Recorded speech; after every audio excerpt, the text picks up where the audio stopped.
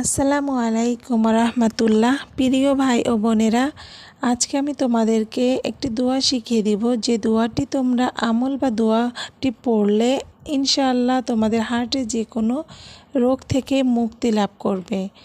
এই দোয়াটি পড়লে তোমরা হার্টের রোগ তো হবেই না, এবং যারা ইতোমধ্যেই হার্টের পেশেন্ট হয়ে গেছো তাদেরকেও আল্লাহ পাক এই দোয়াটির মাধ্যমে হার্টকে সুস্থ ও ভালো রাখার তৌফিক দিবেন।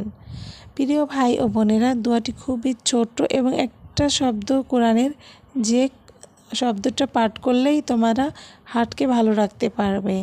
তো দোয়াটি শোনার আগে অবশ্যই চ্যানেলটিকে সাবস্ক্রাইব করবে ও লাইক করে পাশে থাকবে। প্রিয় ভাই ও বোনেরা, দোয়াটি হচ্ছে ইয়া সালামু।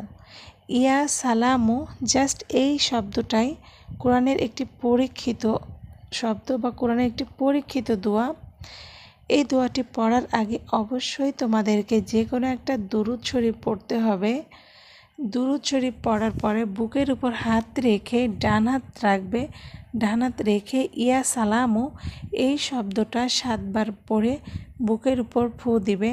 তাহলে দেখবে ইনশাআল্লাহ আল্লাহ পাক তোমাদের কোনো ধরনের হার্টের অসুখে ভোগাবেন না এবং হার্টকে সুস্থ ও সুন্দর রাখবে।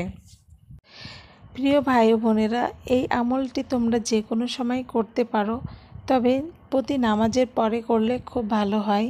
এবং তোমাদেরকে অবশ্যই কিন্তু আমলটি করার আগে দুরূদ শরীফ পড়তে হবে, কারণ দুরূদ শরীফ পড়ার মাধ্যমে আল্লাহ পাক দোয়া কবুল দ্রুত করেন। তাই অবশ্যই দুরূদ শরীফ পাঠ করার পরে এই দোয়াটি করবে।